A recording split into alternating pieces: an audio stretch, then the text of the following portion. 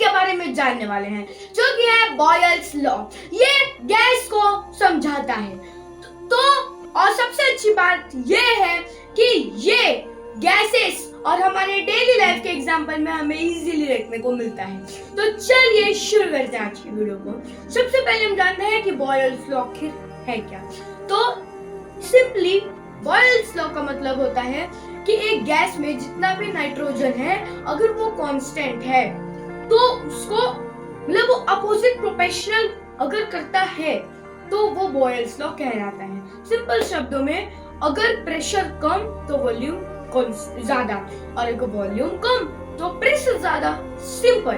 अभी ये बलून्स के एग्जांपल से समझते हैं। बलून एक बेस्ट एग्जांपल है बॉयल्स लॉ को एक्सप्रेस करने में। अभी आप बताइए, अगर आप एक बलून को फुलाएंगे तो उसके अंदर के मॉलिक्यूल्स इधर उधर आने लगेंगे, क्योंकि गैसेस में ऐसे होते हैं। लेकिन अगर आप उसको कुछ ज्यादा फोर्स लगा दोगे तो वो क्या करेगी, उसका वॉल्यूम छोटा हो जाएगा, वो ब्लास्ट हो जाएगा।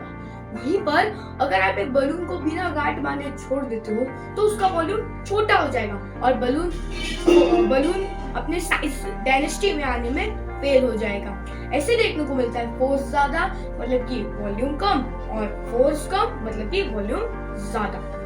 अभी हम जानते हैं टायर्स के एग्जांपल। टायर्स बहुत सारे मेटल के बने होते हैं, गैसेस के भी बने होते हैं, और एक प्रॉपर टायर एक गाड़ी को स्मूथली वर्क करने में बहुत हेल्प करती है। इसीलिए बलून्स और टायर्स एक बहुत बेस्ट एग्जांपल है बॉयल्स लॉ को एक्सप्रेस करने में। तो आप लोग समझ गए होंगे कि बॉयल्स लॉ गैसेस को कैसे एक्सप्लेन करता है।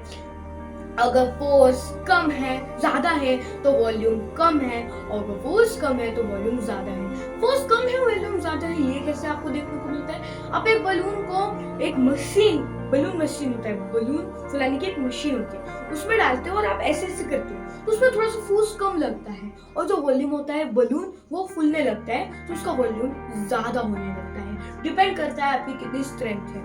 अगर आप एक बॉडी बिल्डर में या फिर बॉडी बिल्डर नहीं तो इसे कम हो, मतलब पतले नहीं हो, तो आपके लिए वो बलून मशीनरी बहुत इजीली वर्क करेगी। उसमें आपको बहुत कम फोर्स लगाना पड़ेगा, लेकिन जो पतले हैं उनके लिए बहुत ज्यादा फोर्स लगाना पड़ेगा। तो आप समझ गए होंगे इसका मतलब क्या होता है। आज की वीडियो के लिए बस इतना ही। मिलते हैं अगली वीडियो में एक इंटरेस्टिंग टॉपिक के साथ। तब तक के लिए बाय बाय, हैप्पी।